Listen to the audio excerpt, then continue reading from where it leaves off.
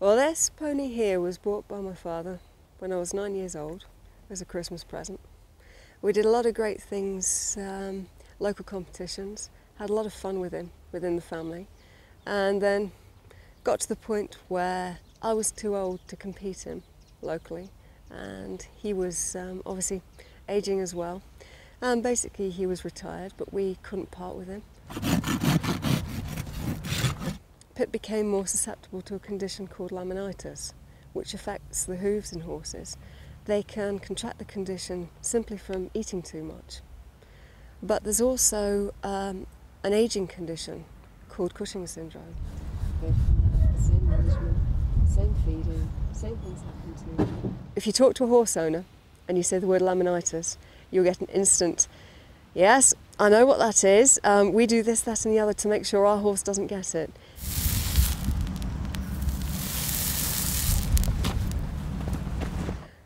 From our point of view with this particular pony, we unfortunately had him have a couple of episodes of laminitis over a 10-year period as he was getting older.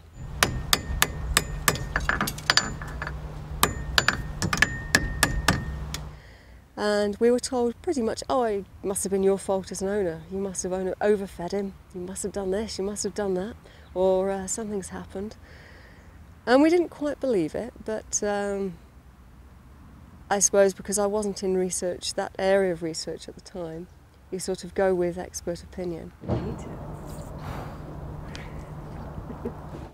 So you got a condition with laminitis where blood flow is disrupted to the horse's hoof. Because of that disrupted blood flow, the soft tissues around the main bone in the hoof can die. Because there's no support for the bone moves within the hoof, it can actually penetrate the sole and come outside of the hoof. And you can imagine in that instance with an animal that normally stands up for about 18-20 hours a day, they are generally put to sleep if that happens.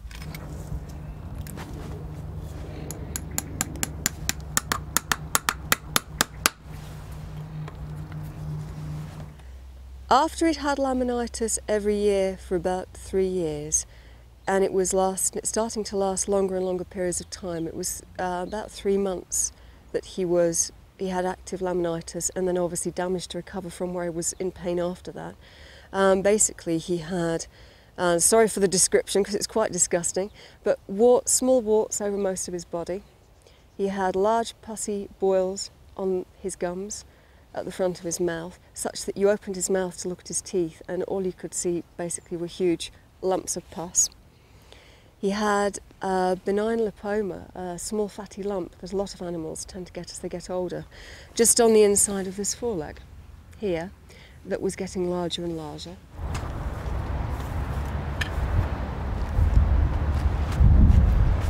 You can imagine what the vet said. It was, we know you love this pony to bits, but we're going to have to euthanise him. How did you feel about that? Our vet is wonderful, and he was very gentle with us. He had my mum in floods of tears. And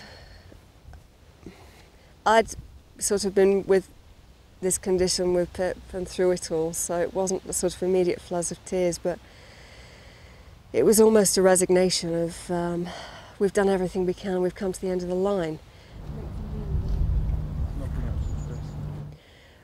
What we found with the neuroendocrine theory of aging was a concept that you could take, for example, a 50-year-old person and you could rebalance their neuroendocrinology to, for example, the state it was when they were 25.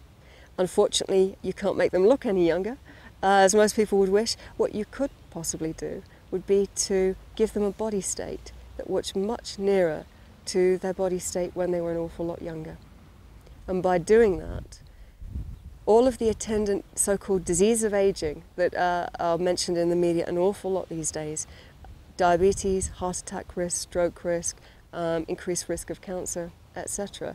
It should be possible to delay the onset or almost completely reverse that sort of risk by rebalancing the body. So we're not talking about treating specific diseases, we're talking about treating the body state to prevent the conditions that actually contribute to those diseases occurring. Basically, we treated him for aging. We didn't find any of the experts who were very kind to talk to us worldwide on laminitis and Cushing's via email, phone conversations. We had so many second opinions, they'll probably get to about the 100th opinion. Couldn't find anything specific. Everyone's got theories on laminitis, but there's no unifying theory. So we thought, right, what have we got to lose?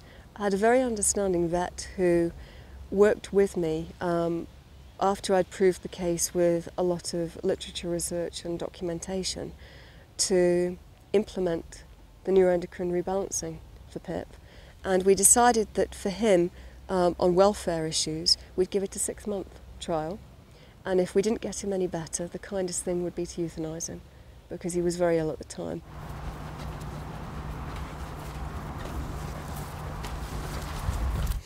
Six months later, we had the fairly happy pony you see standing with me at the moment. All of his blood work was normal compared to the blood work that you would typically see for a horse with Cushing's syndrome. He stopped having overt symptoms of laminitis, clinical signs obviously in veterinary parlance every year.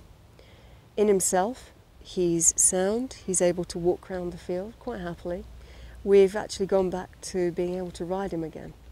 And at 33, considering what's happened to him with laminitis every year for 3 years and a lot of episodes of laminitis before that, it's, I believe, fairly unusual for most horses to actually come back from that situation. Yes. Thank you. Good boy.